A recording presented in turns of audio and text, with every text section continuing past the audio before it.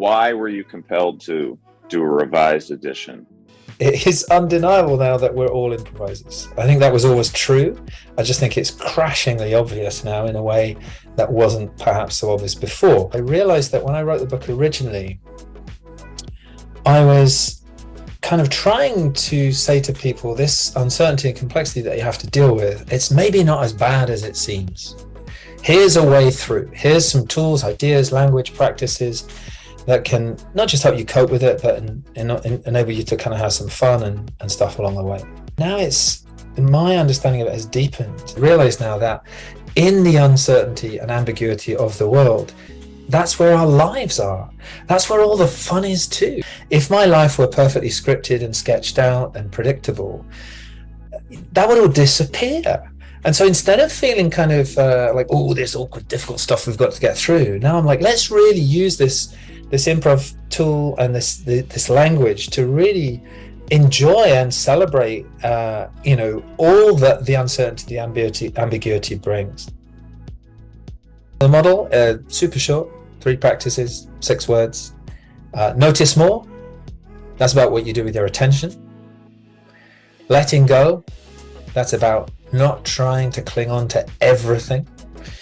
And using everything is about reframing everything in a constructive way. And letting go, it doesn't mean to say you don't plan and you just wing it. Letting go is about loosening your tight grip on an expectation about how things will go. And that releases time, energy, attention to notice things, to use things, to bring other people in, to come up with unexpected ideas, all that kind of stuff. So it's not as terrifying as people imagine. Our senses are engineered, built, made in a certain way that makes us sensitive to certain kinds of information and not to others. Understanding that enables you to see that you have choice. So I can, as I sit here, without moving a muscle, I can either really pay attention to the screen and focus on my vision. And so I'm focusing on one of my senses and on one particular part of my visual field. Or I can kind of soften my eyes and listen to what's happening outside and hearing, as I now realize, a child crying. And I haven't even moved yet. If you're not paying attention, what are you doing?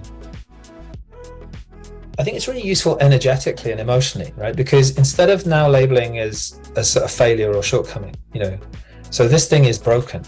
How can we use this broken thing? Or we don't have enough time. Great. How can we use the fact we've got no time? Can we decide now? Is kind of really, really useful. It just, somebody once described it to me as, it's not optimistic, it's constructive. And the kind of optimism can feel vacuous and Pollyanna-ish, whereas the constructive is, let me find a way to take and use this. For me, it was a great joy to rewrite the book because I realized that they do have a new take on it, that there was a tiny whiff of apology or self-justification about the way I'd presented the work before. And in this context now where, it's much more accepted that we are all having to adapt, that we can't control anything, that things are complex and changing, the idea of a really small set of simple practices that you can take and use endlessly in extremely ordinary ways, that you don't need to have a workshop, you don't need to be doing anything creative, I just think is kind of enormous value. Lisa K. Solomon at the D School in Stanford, she talks about how important this practice is in her work because it always gives you options. And who wouldn't like to have more options? So, how can you use this improv stuff? Well, Tintin looks pretty obvious to me, it's everywhere.